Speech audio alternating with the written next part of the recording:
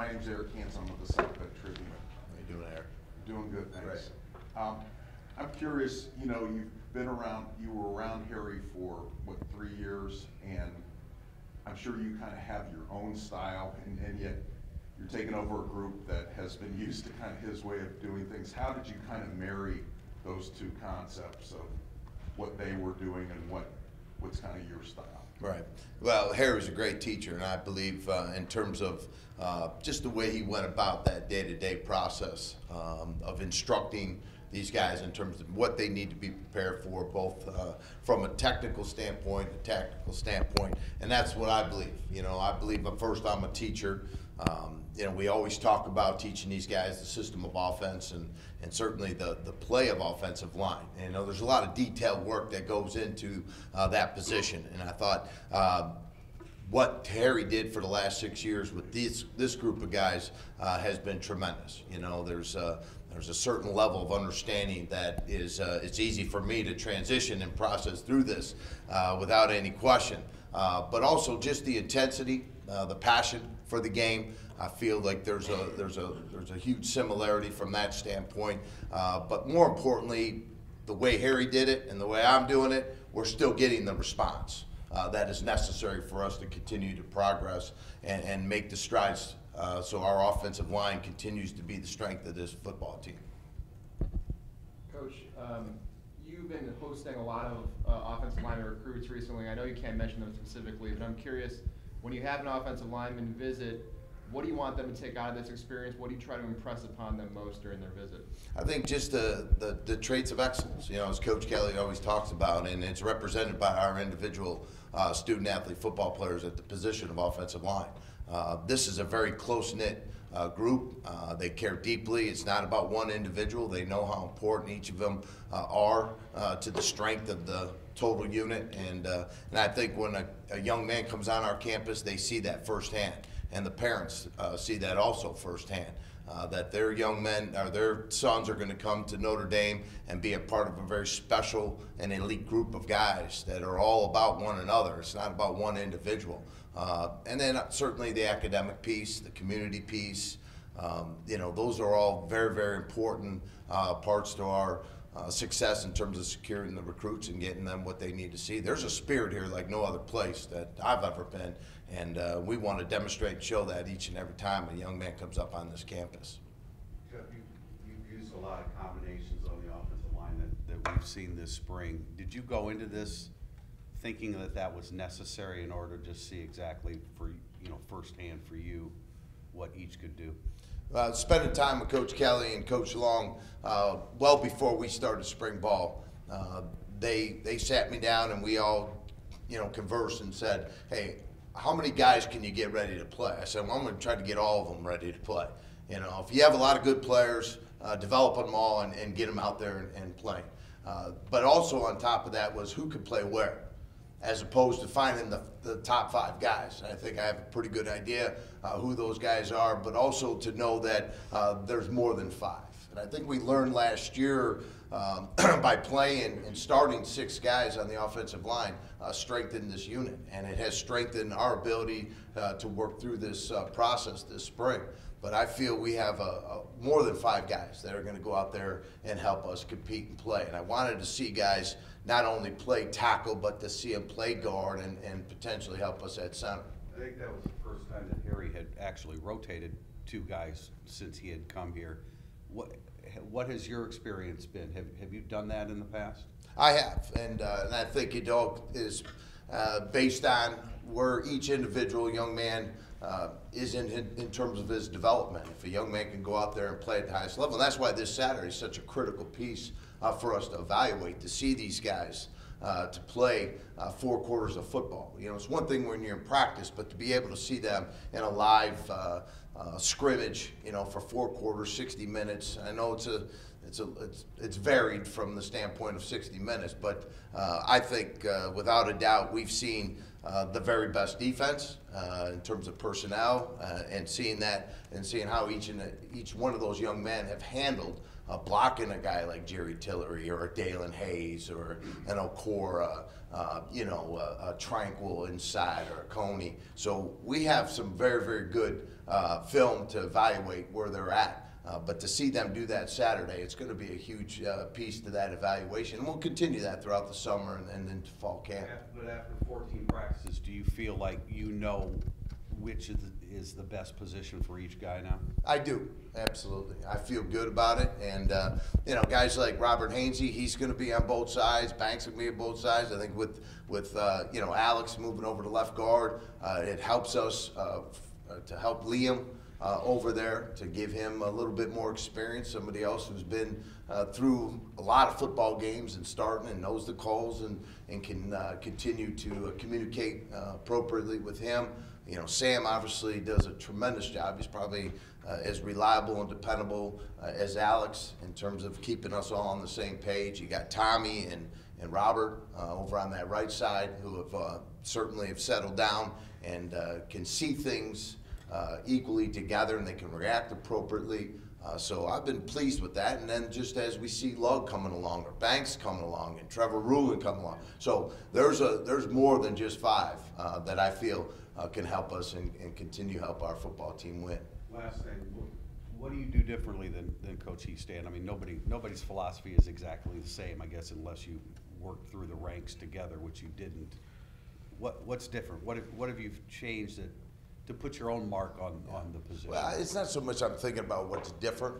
We want to continue the tradition here at Notre Dame, and to be able to do that, you come in prepared each and every single moment to deliver your very best when your very best is needed. And one of the things that Coach Eastan and both myself have done is to continuously challenge each and every one of these young men to be able to go out there and perform at their very best and staying locked in and competing and having great success. And they've been able to respond. So, we're taking that process and moving it forward. From my standpoint, it's still about encouraging and challenging with competitive greatness every single moment, being organized, being detailed, continuously communicating with them in terms of what I see and what I feel they need to do to improve, or to give them a little bit of, hey, that was a heck of a doggone rep. That's a great play, and that's the difference, maybe from that standpoint. But I think overall, I feel good about where we're at and where we're heading with this group and how they're responding. And when you turn on the film, we see great effort. And that's what we've seen with the 6 years with Coach Eastan coaching this position. And we're seeing that in a very, obviously 13 practices. We have an awful lot to prove, and I do too. And certainly I'm excited about that challenge. Thank you. Jeff, what has Liam done to kind of establish himself as a top left tackle? Well, right now, I love his length. He's got great length. He's got great strength. He sees things quickly. He moves well. He's able to adjust appropriately to the line games that we see and the movement that defenses that present to the offensive line, and how he reacts to the blitz. And, he's been really steady. His confidence continues to improve each and every single day. You talk about high care factor. He cares, and he knows the importance of who that, what he's doing at that position, and the gentlemen that have been there before. And he takes that, very serious every day. So he's locked in, so I could tell there's a mindset, and his effort is demonstrated by what I see on film after we evaluate each and every practice. Do you think it helped him to have a new coach and a clean slate because he wasn't able to crack the starting lineup under Coach Eastan? Well, I think it was a little bit more that Mike McGlinchey and and maybe Tommy and Robert, but also Liam is, this is his turn and it's his time. And he understands that, and I've placed a great deal of importance to him, and he recognizes that, and we're going to continue to get him ready to play at the highest level. And I'm certainly excited about having him at that position right now. What's maybe been the most challenging thing for you in this new role?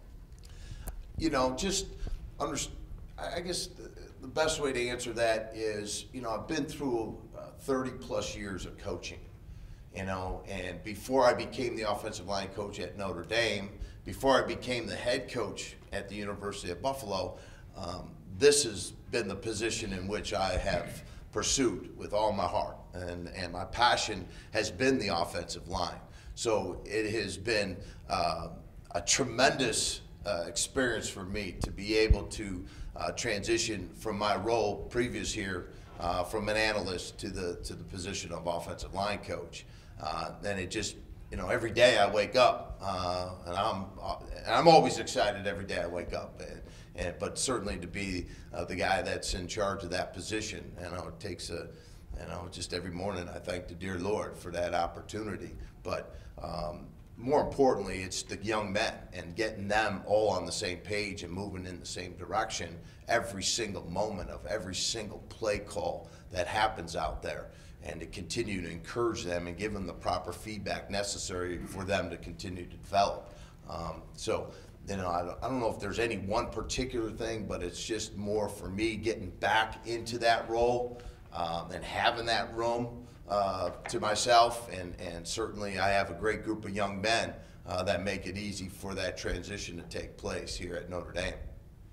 Last year was established very early on, especially with veterans like Michael Lynch and Quentin Nelson, that Chip Long said that he won't sleep well if we can't run the ball. This spring it seems there's been more of an emphasis on improving the passing game. How do you, as the offensive line coach, find that happy medium of what the identity was last year with the line and what it might be this year?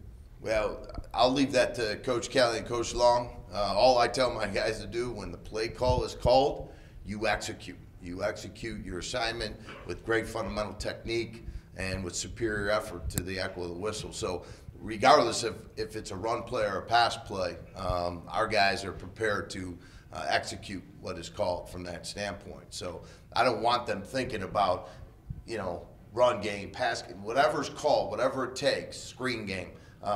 That's what we have to be prepared to execute. And certainly I feel strongly that, you know, the development of this unit will continue to be guided by what is called, you know, and no matter what, we're going to execute those plays, and regardless of if it's a run play or a pass play. Absolutely, without a doubt, we like to get our pads down and get low. We're going to run the ball, and we're going to throw the ball. You know, how many times are we going to throw the ball and run the ball? I'm not sure. I'll let that to Coach Long and Coach Kelly from that standpoint. But from an offensive line standpoint, we have a job to do, and the job is to execute those plays, regardless of what the call is. Just going back to the depth aspect, could you envision maybe rotating people in during the course of the game like you had last year with Hainsey and Kramer? Maybe a Rulon that's a guard or here or there at left? You know, after 30 plus years, that it's all predicated upon what each individual, in terms of where their development is and how it fits with those five. And I've played where we've played just five guys, you know, and certainly we've played where we've played more than five guys. I've seen that last year. It strengthens your unit because you're giving other guys an opportunity to go out there and play and experience what it's like to go out there and compete against some of the, you know, the competition that we face. And so as you continue to grow and develop the depth of your offense, and in particular our position, you gain a great deal of benefit by playing all the good players that can go out there and perform without compromising any kind of letdown from that standpoint. So I feel good about playing more than five guys, and I think we have more than five guys here at Notre Dame with this unit coming into 2018. Do you see anyone specific, though, who could be that sixth guy in the rotation, sort of like Kramer or Hainsey were last year? Who would be the closest? Well, I'd say the next group coming in would be Trevor Rulon, as you mentioned. I think also Josh Lugg, another young man who is really has gained a lot of confidence. You know, you look at guys like Aaron Banks and Dylan Gibbons. I mean, all those guys are all in the mix, and as their development continues to improve, their opportunities will come. Do you see Josh more as a tackle or guard? Well, he's played right tackle, right guard, left tackle. Like he told me yesterday, Coach, he goes, it's made me really lock into the playbook, and I've had to concentrate a little bit more as opposed to being in one position. He's had to, change his stance. He's had to really think about whether he's play side or backside, whether he's on the left side or the right side.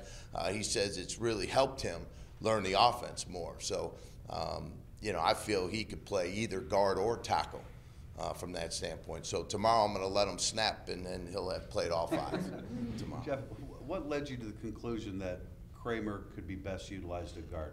Just, watching Tommy in terms of, his overall spring development. I know that he has been down there. He played, I think of the North Carolina game. He jumped in there and was able to adjust without any real issue.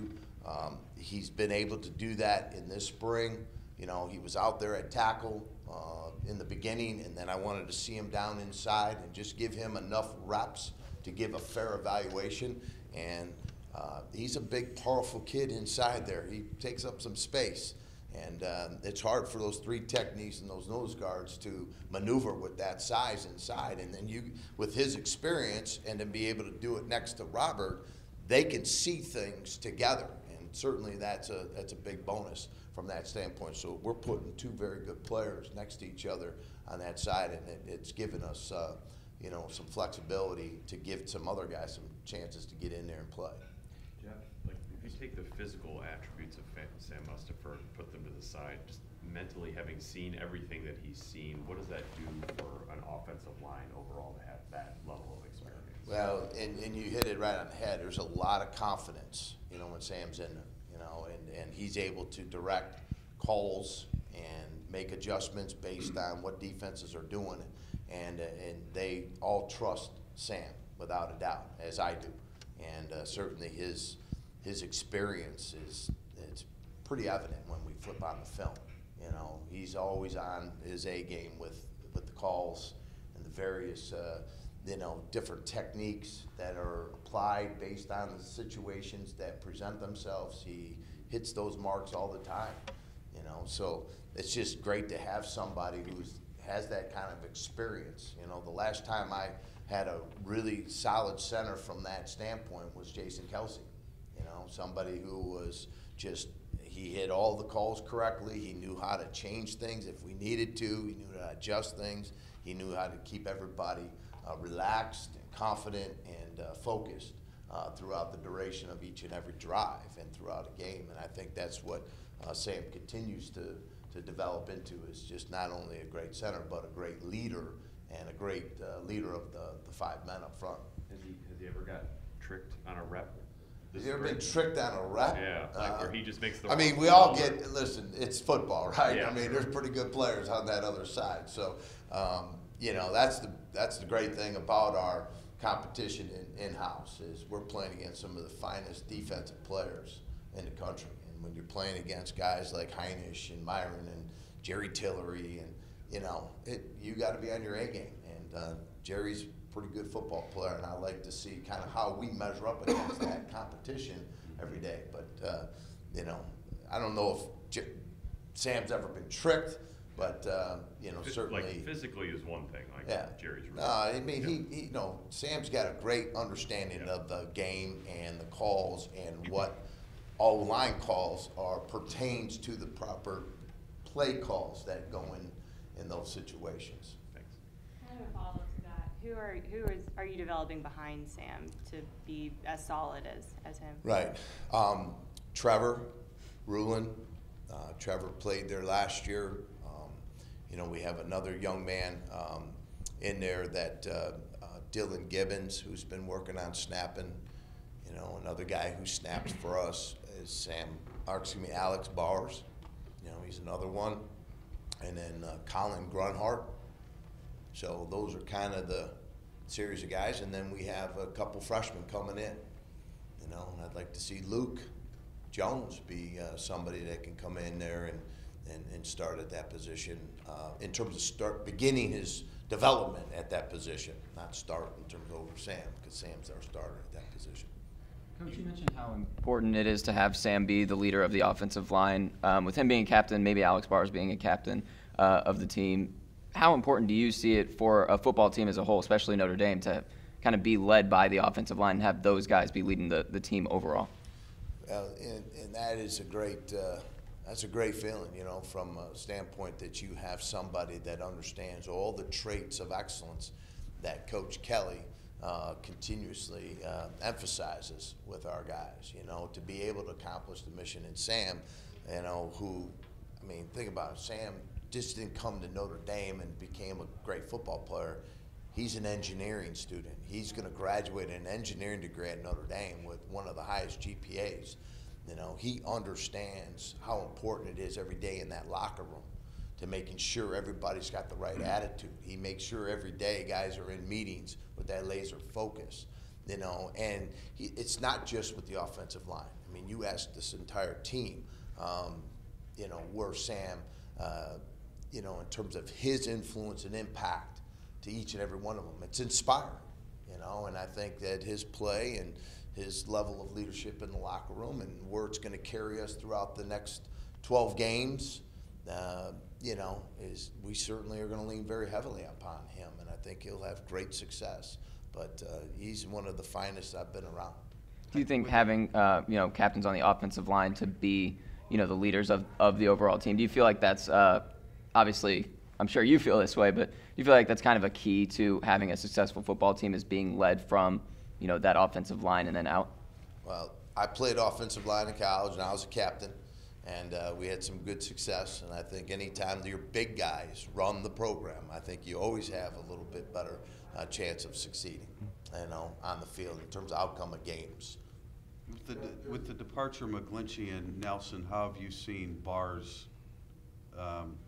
in terms of a leadership role? How have you seen him move into that area?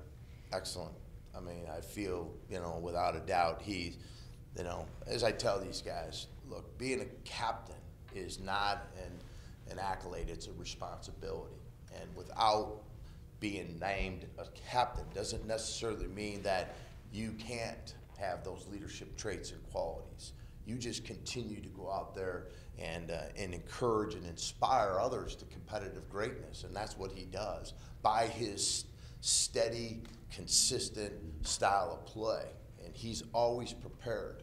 I never concern myself whether Alex is going to show up, whether it's in the locker room, in the meeting room, in our walkthrough, in a practice, in a live rep situation, whether it's one-on-one or whether it's 11-on-11 or whether it's tempo, that he's not going to be locked in to perform at the highest level. So it's very inspiring to see somebody like him who cares that much about the program, and he is truly, in my opinion, one of those guys that will continue to be leaned on. But he would like to be named a captain. Have you had think that all of discussion them, with him? Yeah.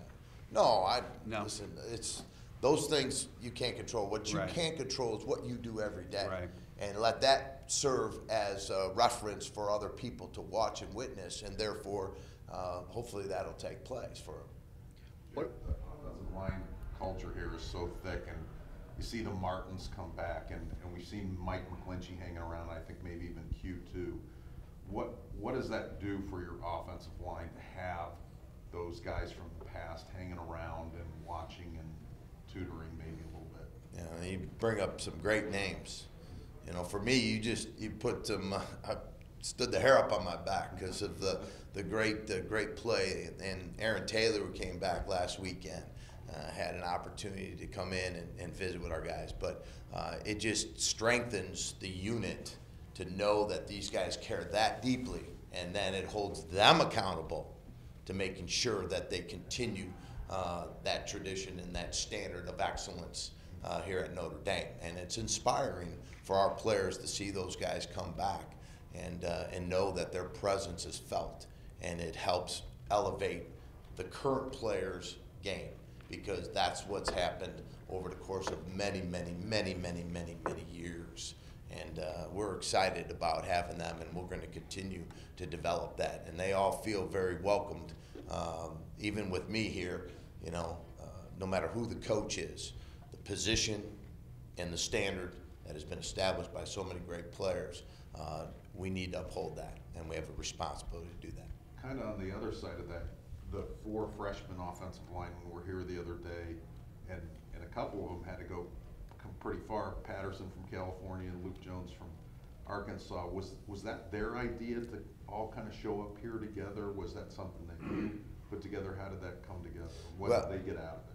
Well, I think with those four, knowing that they're going to be together and be together for a lot of different, experiences in the next 4 years, I thought it was important for them to be encouraged to look at that carefully, and eventually they pulled it together. And I wanted them back here to watch spring ball, to understand what the expectations are for each and every single one of those players that are coming in. But I felt, without a doubt, we knew the future is very bright. Just having them around and being around our players and just spending a little bit more time understanding what those expectations are and kind of seeing how we go about our business each and every day. So when they go home, they've taken in a little bit of the weight training. They saw a weight training session with Coach Bayless. They've seen, the way we practice, the way our guys work, and so on and so forth, and had a chance to understand a little bit more about the offense and how it's operated and the calls and things of that nature. And then just to be able to hang around the offensive line unit outside of football, to draw a closer relationship and develop those relationships that are so valuable to winning and being successful. And I thought those four being here together was awesome. What are you hoping to see from the? What are you hoping to see in the spring game? What would make it successful for you as a coach to see from the offensive line? Just, I always talk about EAT, tremendous effort. Every single guy playing as hard as they can, as long as they can, to the echo to whistle. I want to see that, without a doubt. And I've been able to see that. I want to see that for 4 quarters. I think assignment-wise, the A in that is just making sure that we are locked in and that there are no missed assignments, no mental errors. That's a critical part, that we're operating appropriately when calls are made, play calls are made, that we are making the proper assignment calls, and then we go and attack from that standpoint. And just being real sound fundamentally, with our eyes being locked in and making sure we understand our aiming points and how defenders are moving and how to hit those moving parts, our footwork, making sure that we have great balance and center of gravity, and then getting our hands nice and tight and low and inside, and making sure if we get all those things accomplished after the end of the game and stay healthy on both sides of the ball, and then we had a successful afternoon.